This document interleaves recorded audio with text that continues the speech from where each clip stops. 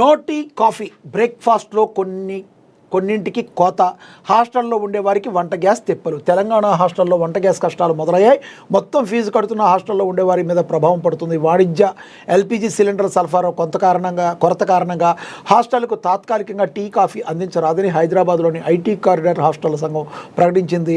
టిఫిన్లు ఇతర సమయం తీసుకునేదే లేదా అధిక నూనె వినియోగించే అల్పాహార వస్తువులను మెనూలో నుంచి తీసేసేయాలని తెలిపింది. అమెరికా, ఇజ్రాయిల్ మరియు ఇరాన్ యుద్ధం కొనసాగుతున్న అసోసియేషన్ ఈ నిర్ణయం తీసుకుంది. చపాతీ, దోశ, పూరి ఇతర సమయం తీసుకునేది లేదా అధిక నూనె కారణంగా ఈ అల్పాహారం వస్తువులు మినహాయించాలని అసోసియేషన్ పేర్కొంది.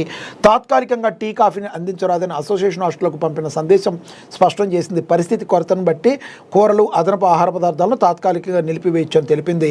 గ్యాస్ కొరత పరిస్థితి మెరుగుపడే వరకు కూడా బియ్యం, ఇతర ప్రాథమిక భోజనం వంటి ఆహార పదార్థాలు మాత్రమే అందిస్తారు. స్వయంగా వంట చేసుకునే సౌకర్యాలు తాత్కాలికంగా నిలిపేశారు. అన్ని హాస్టల్ యాజమానులు ప్రత్యామ్నాయ వంట పద్ధతులను అమలు చేయాలి. దయచేసి పరిస్థితి గురించి గెస్టులకు తెలియజేయాలని మేము అభ్యర్థిస్తున్నామని అసోసియేషన్ తెలిపింది. గ్యాస్ సిలిండర్ కొరతను ఎదుర్కొంటున్నామని ఐటీ కారిడార్ హాస్టల్ అసోసియేషన్ వెల్లడించింది.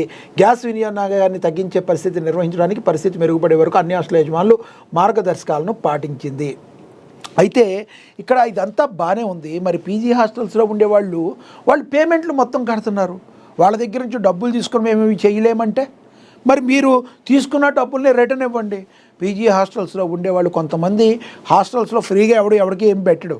కంపల్సరీ వాళ్ళకి పెడుతున్నారంటే వాళ్ళ దగ్గర ఇంత ఛార్జ్ అని చేస్తారు, వాళ్ళు తీసుకుంటారు.